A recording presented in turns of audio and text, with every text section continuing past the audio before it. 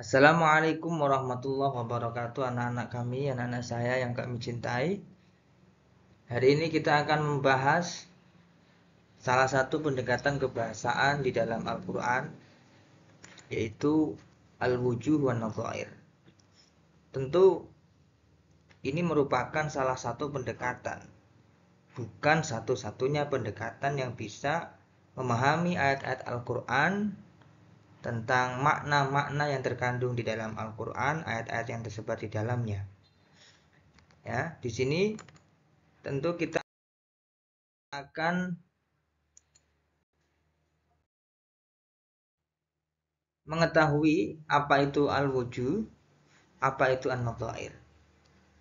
Sebelum kita masuk kepada pembahasan secara definitif ya, al-wujuh wan nadhair, tentu akan saya sampaikan dulu contoh-contohnya untuk bisa mencerna terlebih dahulu.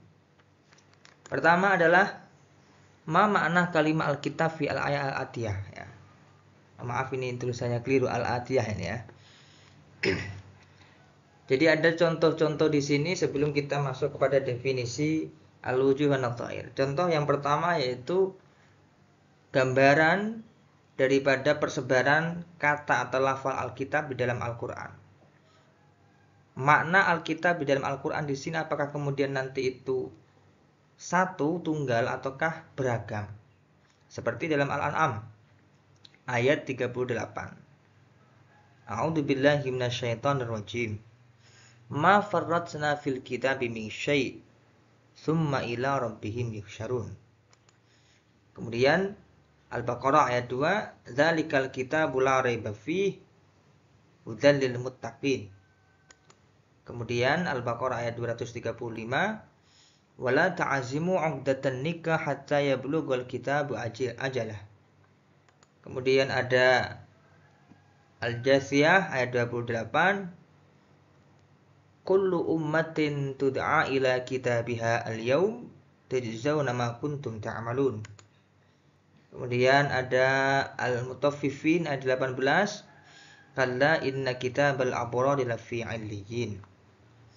Nah, pertanyaannya di sini, apakah Alkitab di sini kemudian memiliki makna tunggal satu ataukah kemudian memiliki makna yang beragam?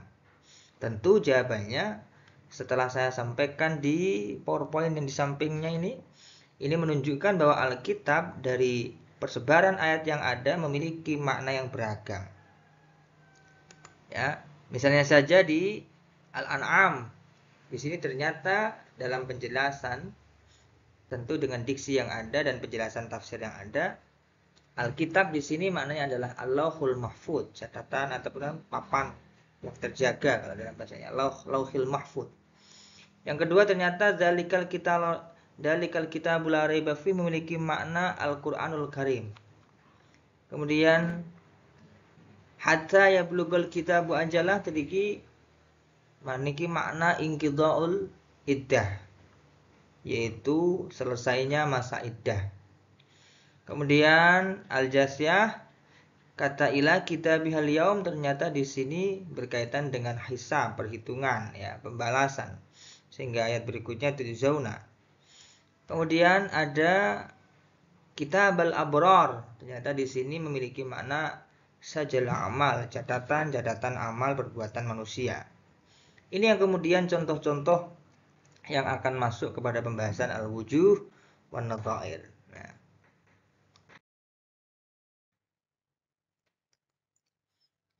ahdafud darsi ya, di sini tujuan-tujuan pembelajaran yang ada yang berkaitan dengan al-wujuh wan nadhair. Pertama adalah mafhumul wujuh wan nadhair, yaitu konsep atau gambaran definisi mengenai al-wujuh wan nadhair.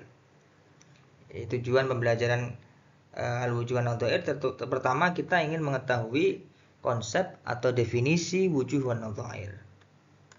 Kemudian yang kedua adalah ma ahammiyatu ilmul wujuh wan nadhair. Nadhair ini ya, maaf saya salah ketik ini, yaitu pentingnya mempelajari al-wujuh wan nadhair.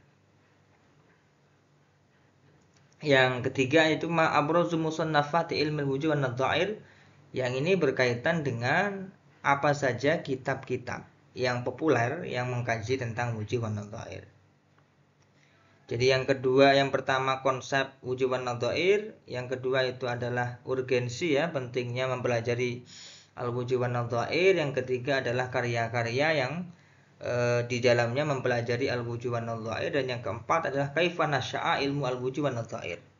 Bagaimana perkembangan atau munculnya ilmu al-wujub wan nadhair, tentu juga perkembangan kajian al-wujub wan nadhair. Untuk kali ini kita akan membahas konsep atau definisi al-wujub wan nadhair, berikut perbedaan di antara keduanya. Yang pertama, ma mafhumul wujub wan nadhair. Ya. Bagaimana atau apa konsep wujub wan nadhair? Tentu yang pertama kita harus mengetahui al-wujuh lughatan, an-nadhair lughatan, kemudian al-wujuh istilahan, an-nadhair istilahan. Di situ tergambar bahwa al-wujuh, kata al-wujuh itu lughatan terambil dari al-wajhu, jam'u al-wajhi. Artinya apa? Secara kebahasaan, secara lughah, secara etimologi, di sini wujuh al-wajhu memiliki makna mustaqbilun likulli syai'in, ya, menghadap sesuatu, segala sesuatu, menghadap. Yuqalu wajhur rajul wa ghairuhu, menghadap ke arah seorang laki-laki atau yang lain.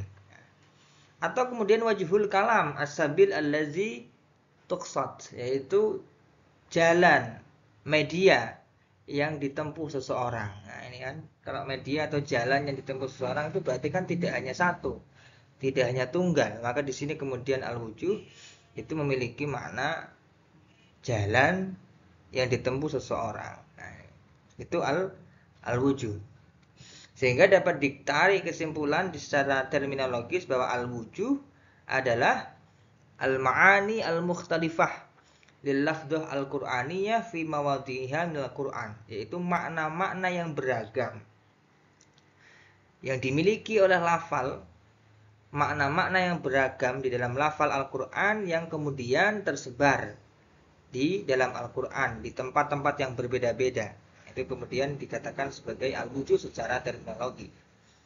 Sementara an-nadhair di sini adalah jam'u nadhir, jamak dari kata nadhir yang memiliki makna al-misal atau asyabih, ya, perumpamaan, contoh atau padanan. Di sini asyabih. Contohnya di sini adalah asyabih fi kulli syai'in, padanan segala sesuatu. Ya. Contohnya yuqalu fulanun nadhiruka ay misluka.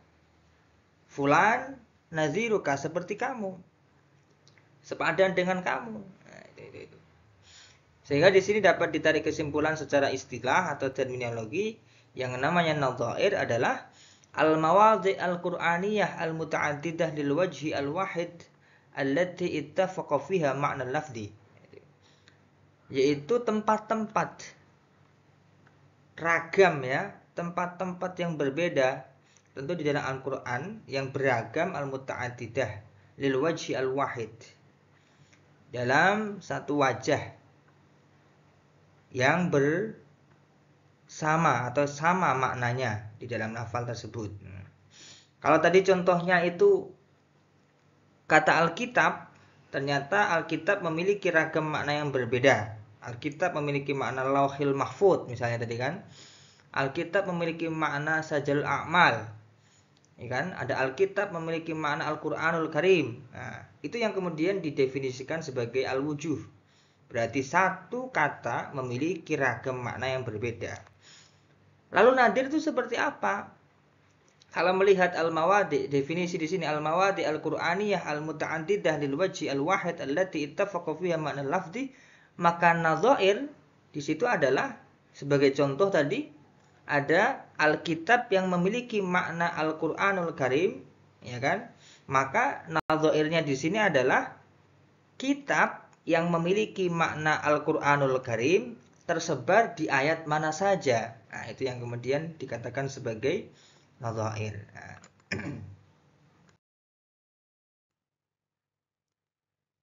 Ini contoh ya, contoh. Contoh misalun liwujuhi kalimat ummah fil Quran. Ada contoh ini kita tadi saya contohkan adalah Alkitab. Sekarang ummah. Ummah ini nanti kita contohkan dari sisi wujuhnya, dari sisi nadhairnya. Ya. Pertama, ummah ternyata memiliki makna at-ta'ifah minan nas, ya kan? Seperti ayat wal takum minkum ummati yad'u ilal khair. Ini jadi kata-kata ummah di sini adalah ta'ifah minan nas, ya, golongan daripada manusia. Ya. Yang kedua adalah ternyata ummah memiliki makna muddah, masa. Dari contoh tersebut kita lihat wadkur ba'da ummatin ana unabbiukum bita'wilihi fa'arsiluni. Ummah di sini menunjukkan atau memiliki makna masa, muddah. Ya. Kemudian berikutnya adalah karena an-nasu ummatan wahidah. Di sini adalah memiliki makna millah, agama. Karena an-nasu ummatan wahidah. Nah, di sini. Lalu berikutnya al-imam fil khair, inna Ibrahim kana ummatan qanitan lillahi hanifa. Ummah di sini adalah memiliki makna imam fil khair. Ya. Sehingga dan ada makna yang lain tentunya. Dari contoh ini ummah memiliki 4 makna yang berbeda di ayat pula yang berbeda. Nah. Lalu nadhairnya seperti apa? Ketika kita berbicara nadhair, yaitu satu kata yang memiliki satu makna, tapi kemudian persebarannya berbeda. Misalnya kita ambil contoh kata ummah yang memiliki makna at-ta'ifah minan nas, itu nanti tersebar di mana saja. Ini ya nadhairnya. Ya. Nah, jadi kata ummah yang memiliki makna ta'ifah minan nas itu tersebar di mana saja. Misalnya yang pertama adalah Al-Baqarah ayat 128. Min dzurriyyatina ummatan muslimatan lak wa arina manasikana wa tub alaina. Di sini ummah masuk kategori makna ta'ifah minan nas. Yang kedua misalnya tilka ummatun qad khalas laha ma kasabat walakum ma kasabtum. Ummah di sini juga masuk kategori at-ta'ifah minan nas. Sama juga Al-Imran ayat 104 wal takum minkum ummati yad'u ilal khair wa ya'muruna bil ma'ruf wa yanhauna 'anil munkar, juga termasuk bagian daripada ummah yang memiliki makna ta'ifah minan nas. Lalu wa kuntum khaira ummatin ukhrijat linnas ta'muruna bil ma'ruf wa tanhauna 'anil munkar wa tu'minuna billah, juga masuk kategori bahwa di sini ummah memiliki makna at-ta'ifah minan nas. Nah, ini dhairnya ya. Dari satu kata memiliki satu makna yang tersebar di masing-masing ayat yang berbeda. Lalu apa bedanya di sini antara al-wujuh wan nadhair? Kalau al-wujuh itu adalah tata'allaqu bil alfat al-muttakhidah fin nutqi al-mukhtalifah fil makna, yaitu lafal satu ucapan ya al-muttakhidah fin nutqi, lafal-lafal di dalam Al-Qur'an tadi saya sampaikan misalnya adalah al-ummah, ya kan, al-muttakhidah fin nutqi al-mukhtalifah fil makna, yang memiliki makna yang berbeda-beda. Ucapannya al-ummah misalnya, tapi memiliki makna yang berbeda. Kalau an-nadhair al-alfat al-muttakhidah fin nutqi wal makna. Tadi saya sampaikan al-ummah. Tadi al-ummah tadi misalnya maknanya adalah at-ta'ifah, ya kan? Minan nas. Ada juga tadi al-ummah itu maknanya al-imam fil khair. Ada juga al-ummah memiliki makna al-muddah. Itu berarti kan lafalnya tunggal, maknanya beragam. Kalau nadhair itu adalah di sini al-muttakhidah fin nutqi, yaitu ucapannya sama, itu al-ummah misalnya. Wal makna, tapi juga makna juga sama, yaitu misalnya kita ambil maknanya adalah at-ta'ifah minan nas, tapi kemudian al-waridah fi adadin min ayat tersebar di berbagai ayat. Itulah perbedaan daripada al-wujuh wan nadhair.